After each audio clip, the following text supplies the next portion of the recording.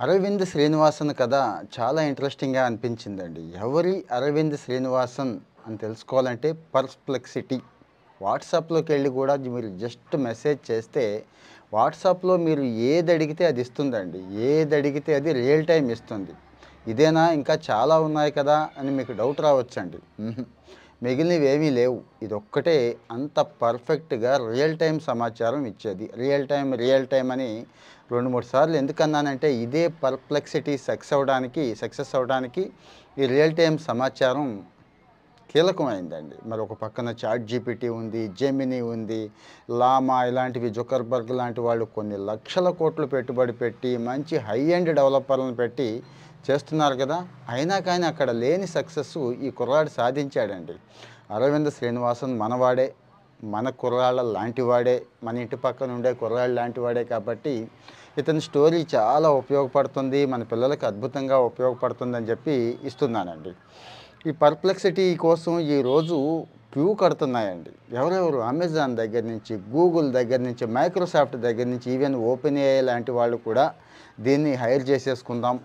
కొనేద్దాం, తీసేసుకుందాం. వీలైతే అరవింద్ శ్రీనివాసన్ కూడా లాగేసుకుందాం అనే రేంజ్‌లో ట్రై చేస్తున్నారు కానీ ప్రస్తుతానికైతే మనవాడు స్టేబుల్‌గా ఉన్నాడు. తనే ఓన్‌గా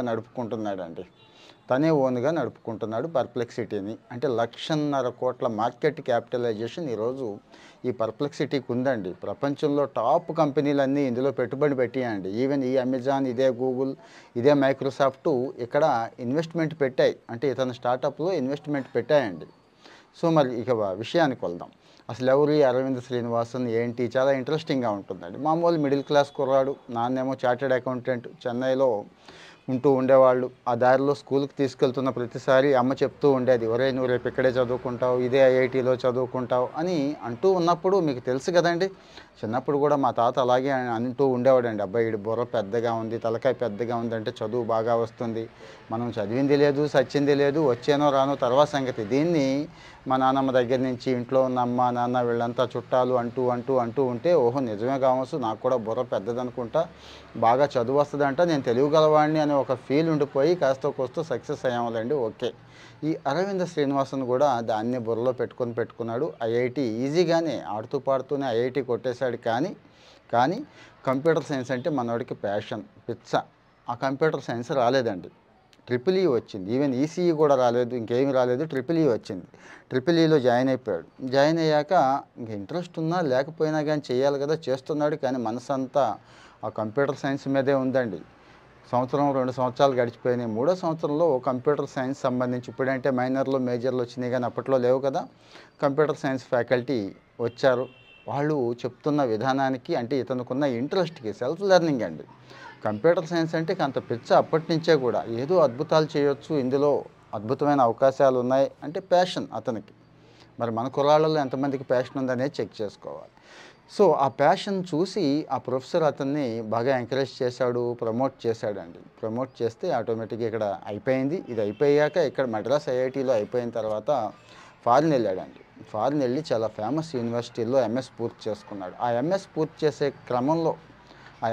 చేసే క్రమంలో సీనియర్ ఇప్పుడు ఓపెన్ ఏఐ కో-ఫౌండర్ ఉన్నాడు కదా! ఆ ఓపెన్ ఏఐ కో-ఫౌండర్ అక్కడ సీనియర్ అండి. ఆయన అక్కడ డీప్ మైండ్, ఓపెన్ ఏఐలో డీప్ మైండ్ ఇలాంటి ప్రాజెక్టులు ఉన్నాయి కదా! అక్కడ ఇంటర్న్‌షిప్‌కి అక్కడ అవకాశం ఇచ్చాడు. అది మొత్తం మన వాడి తలరాతని మార్చేసిందండి. అదే అమెరికాలో ఎక్కడో ఫ్లాట్‌లో ఉంటూ ఉండేవాడు. ఆ ఫ్లాట్‌లో ఎలకల బాధ చాలా ఎక్కువ ఉందని చెప్పి ఈ డీప్ మైండ్‌లోనే ఇక్కడే ఈ లైబ్రరీలోనే ఉండేవాడు. ఆ లైబ్రరీలో పడుకునేవాడండి. ఆ లైబ్రరీ రూమ్‌లోనే పడుకునేవాడు. చూడండి, కొన్ని సంఘటనలు యాదృచ్ఛికంగా జరుగుతాయని అనుకుంటాం. యాదృచ్ఛికంగా జరగటం వేరు. మనం దాన్ని బిల్డ్ చేసుకోవడం వేరండి. దాన్ని డెవలప్ చేసుకోవడం వేరు. ఆ లైబ్రరీలో సెర్గీ బ్రిన్, లారీ పేజ్ రాసిన బుక్ దొరికిందండి. వాళ్ళు గూగుల్‌ని ఎలా బిల్డ్ చేశారు అంటే రైట్ ఫ్రమ్ స్క్రాచ్ నుంచి ఒక గూగుల్ కంపెనీలో వచ్చిన బాధలేంటి, ఇబ్బందులేంటి, ఎలా ఓవర్‌కమ్ చేశారు, ఎలా బిల్డ్ చేశారు అనే మొత్తం కూడా ఆ పుస్తకంలో రాశారండి. అది ఎందుకో చాలా బాగా నచ్చింది. చాలా అంటే చాలా. ఇంక అదే బైబిలు, అదే భగవద్గీత, అదే ఖురాన్ అన్న రేంజ్‌లో మనోడు దాన్ని ఫాలో అయిపోయి అక్కడ పర్‌ప్లెక్సిటీకి నాంది పలికాడండి. ఎందుకు ఈ పర్‌ప్లెక్సిటీ సక్సెస్ అయ్యింది? ఓపెన్ ఏఐ చాట్ జీపీటీ కంటే కూడా దీనికి ఎందుకు ఇంత డిమాండ్ పెరుగుతుందంటే చెప్తాను. చాట్ జీపీటీని సపోజ్ మీరు ఈరోజు డాలర్ వాల్యూ ఎంత అని కొట్టండి, ఈరోజు 10 గ్రామ్స్ బంగారం ఎంత అని కొట్టండి చూద్దాం. పర్ఫెక్ట్గా ఇవ్వదండి. చాట్ జీపీటీలో ఆ లోపం ఉంది. అంటే మిగిలిన సమాచారం అంతా ఇస్తుంది, కానీ కనీసం కొన్ని నెలలు బ్యాక్కి వెళ్ళిందే ఇస్తుంది. ఈరోజు ఇన్స్టెంట్గా సమాచారం ఇవ్వలేదు. కానీ ఈ పర్ప్లెక్సిటీ దాన్ని ఓవర్కమ్ చేసిందండి. ఇన్స్టెంట్ సమాచారం ఏది ఉంటే అది పర్ఫెక్ట్గా ఇస్తుంది. ఆ ఇచ్చేది కూడా మీకు తెలుసు కదా, ప్రపంచంలో ఉన్నటువంటి famous browsers, I mean websites, ఆ పోర్టల్సు ఏవైనా కానీ బ్లాగ్స్ అక్కడి నుంచి తీసుకొచ్చే సమాచారాన్ని చక్కగా ఇస్తూ, ఇదిగో దీన్ని ఇక్కడి నుంచి తీసుకొచ్చి నీకు ఇస్తున్నాను అని దాన్ని రిఫరెన్స్గా కూడా ఇస్తుందండి. అంటే పిహెచ్డి చేసే వాళ్ళకి ఇది బాగా తెలుసండి. పిహెచ్డిలో మనం తయారు చేస్తున్నప్పుడు ఆర్టికల్స్ అవి తయారు చేసుకునేటప్పుడు రిఫరెన్సెస్ అవన్నీ కోట్ చేస్తామండి.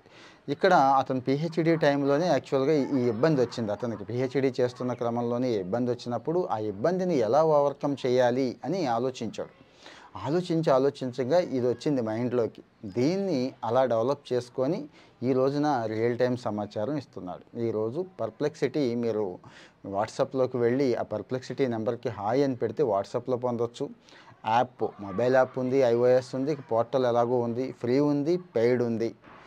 సో మరి ఈ అరవింద్ శ్రీనివాసన్ కథ మీకు ఎలా అనిపించింది?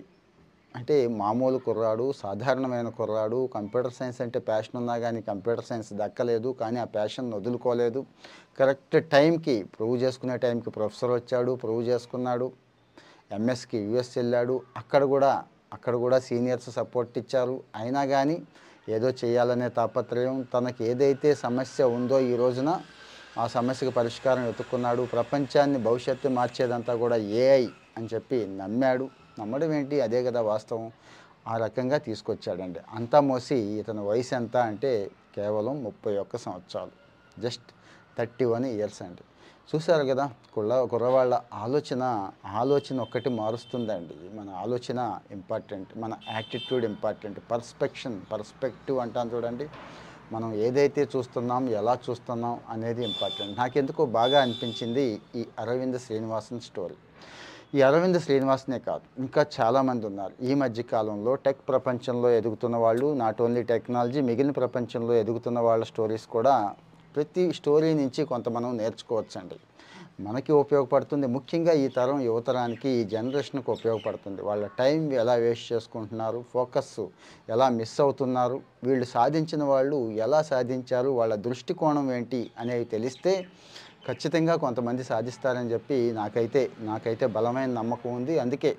అందుకే మన తెలుగు రాష్ట్రాల ప్రజలకి ఉపయోగపడుతుందని చెప్పి నేను నా స్టైల్లో, నాకు నచ్చిన పద్ధతిలో మీకు ఆ విషయం చెప్తున్నాను. మరి మంచి విషయం అనుకుంటే, అంటే మిగిలిన చెత్త చెదారం అంతా పోగేసి చెప్పడం నాకు రాదు, అవి అనవసరమని నా ఉద్దేశం. బాగుంటే కనుక స్వయంగా మీ వాళ్ళకి షేర్ చేయండి. మీ ఫ్యామిలీ, ఫ్రెండ్స్ గ్రూప్ ఉంటాయి, ఖచ్చితంగా అక్కడ పిల్లలు ఉంటారు, ఎదగాలని ఆరాట పడేవాళ్ళు ఉంటారు, ఉద్యోగం చేసేవాళ్ళు ఉంటారు, వాళ్ళకి ఉపయోగపడుతుంది. లేదు ఒక లైక్ కొట్టినా, ఫాలో అయినా, మీకు తెలుసు కదండి, యూట్యూబ్ అల్గారిథం ఉంది, వాడే పంపిస్తూ ఉంటాడు. మళ్ళీ ఇంకొక మంచి వీడియోతో మళ్ళీ కలుసుకుందాం. అప్పటి వరకు థ్యాంక్ యూ, బై.